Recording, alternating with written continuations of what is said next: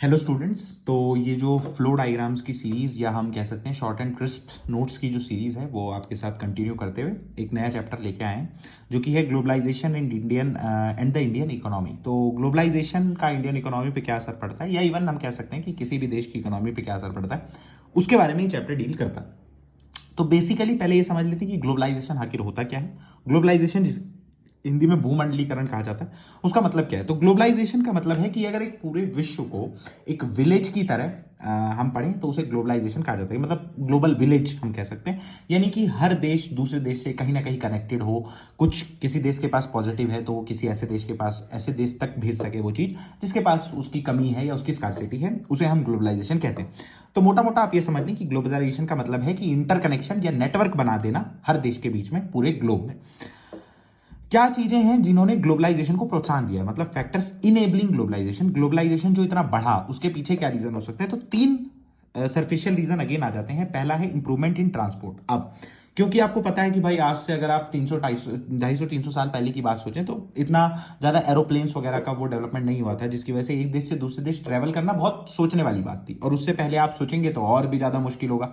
राजा महाराजा के टाइम पे एक जो लेटर भेजने के लिए ही दो दो हफ्ते लग जाते थे। तो उसके लिए अब इजी क्या हो गया कि अब आपको अगर एक जगह से दूसरी जगह ट्रांसपोर्ट करना है तो आप यहां से सुबह की फ्लाइट पकड़ें और आप शाम तक या अगले दिन सुबह तक आप यूएस से पहुंच सकते हैं। तो ट्रांसपोर्ट में इंप्रूवमेंट होने की वजह से ग्लोबलाइजेशन बढ़ा है। दूसरा है improvement in information and technology. IT में जो इतना इंप्रूवमेंट आया है उसकी वजह से ग्लोबलाइजेशन बढ़ा है। इसका आप बहुत अच्छा एग्जांपल समझ सकते हैं कि जैसे आज की डेट में किसी देश में वॉर चल रहा है या किसी देश में कुछ बड़ी घटना होती है तो हमारे पास तुरंत एक ब्रेकिंग न्यूज बन के आ जाता है। तो वो बेसिकली है क्या कि मतलब वहां से यहाँ पे कांटेक्ट अच्छा हो पा रहा है, जिसकी वजह से हम वहां की कमियों के बारे में जान पा रहे हैं, हम वहां पे कुछ दिक्कतें हैं उनके बारे में समझ पा रहे हैं।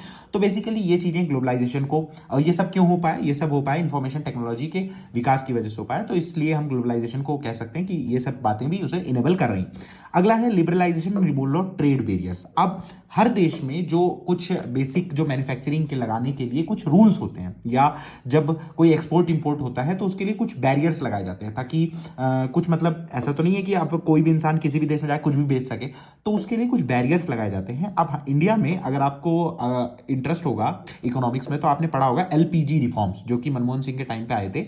उसमें मनमोहन सिंह जब फाइनेंस मिनिस्टर थे तो उस टाइम पे एलपीजी रिफॉर्म्स आए जिन्होंने क्या, जिसमें क्या कर दिया कि जो बाहर से आने वाली एमएनसीज थी उनके लिए लिबरल कर दिया, मतलब पूरा खोल दिया, मार्केट ओपन कर दिया, जिसकी वजह से बहुत सारी एमएनसीज इंडिया में आई, उन्होंने स्टैब्लिशमेंट किया और अपने बिजनेस को आगे बढ़ाया।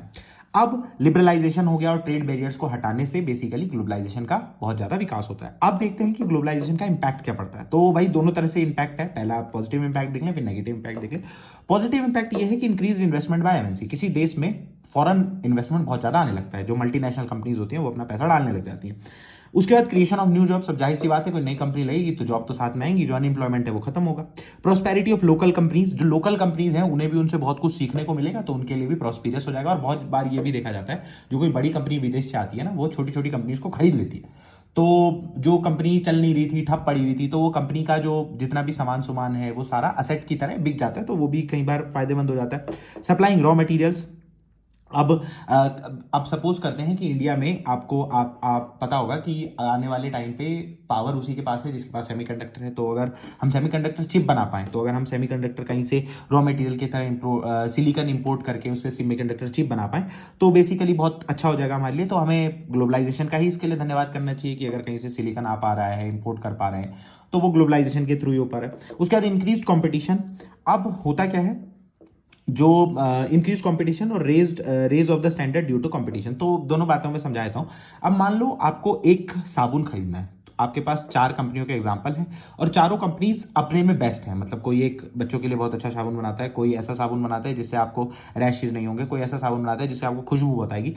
तो सबकी अपनी अपनी यूएसपी है, मतलब एक यूनिक सेलिंग पॉइंट है। तो आपके पास बहुत अच्छे ऑप्शंस अवेलेबल हो जाते हैं मार्केट में, जिसकी वजह से आपके हायर स्टैंडर्ड्स, मतलब लिविंग स्टैंडर्ड बहुत बढ़ जाते हैं। सपोज आपको एक फोन खरीदना है तो कोई कंपनी आपसे वो करती है कि भाई हमारा फोन जो है वो सिक्योरिटी बहुत अच्छी देता है, हमारा फोन कैमरा बहुत अच्छा देता है, जिसकी वजह से कंपटीशन बहुत ज्यादा बढ़ जाता है मार्केट में कंपनीज के बीच में, जिससे एट द एंड फायदा होता है लोगों का।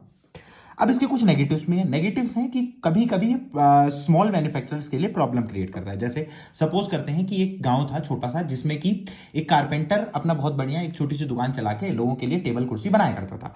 उसी गांव के पास एक कंपनी लग जाती है, एक फैक्ट्री लग जाती है जो बहुत ही वास्ट फर्नीचर बनाती है, मतलब बड़े बड़े फर्नीचर बना रही है, टेबल कुर्सी बना रही है। तो जाहिर सी बात है लोग उस कारपेंटर से लेना बंद कर देंगे और जाके उस कंपनी से खरीदने लग जाएंगे। तो स्मॉल मैन्युफैक्चरर्स जो हैं उनके लिए जो काम है वो थोड़ी थोड़ी दिक्कत हो जाती है। दूसरा, jobless educated and unskilled workers. अब जिन लोगों के पास, अब जाहिर सी बात है कोई विदेश से आएगा तो उसको वो तो ऐसा ही वर्कर ढूंढेगा जिसके पास जो है स्किल हो, नॉलेज हो, उसके बाद एजुकेटेड हो वो। तो जो भी वर्कर पहले से ऐसा काम कर रहे थे जिन्हें ना तो जिनके पास कोई स्किल था, ना एजुकेशन था, ना जॉब था, उनका काम जो है बेसिकली बंद हो जाता है। जैसे आपने सुना होगा कि कानपुर में ताले बनाने वाले आज की डेट में अपनी दुकानों पे ताला लगा के बैठे हैं, उसका रीज़न यही है। दूसरा, आपने सुना होगा जो छुरी बनाया करते थे, रामपुरी चाकू बहुत फेमस हुआ करता था। आजकल रामपुरी चाकू का जो बिजनेस है वो एकदम ही रुक गया है, क्योंकि अब चाइनीज़ कंपनियों से चाकू लोग खरीद लेते हैं, तो अब वो भी काम रुकता जा रहा है। तो इससे बेसिकली होता है कि जो स्मॉल मैन्युफैक्चरर्स हैं उनके लिए काम ठप हो जाता है। तो इस चैप्टर में इतना ही है दोस्तों। और आपके अगर पेपर में कुछ क्वेश्चन आता है तो इन्हीं के अराउंड रिवॉल्व करता है।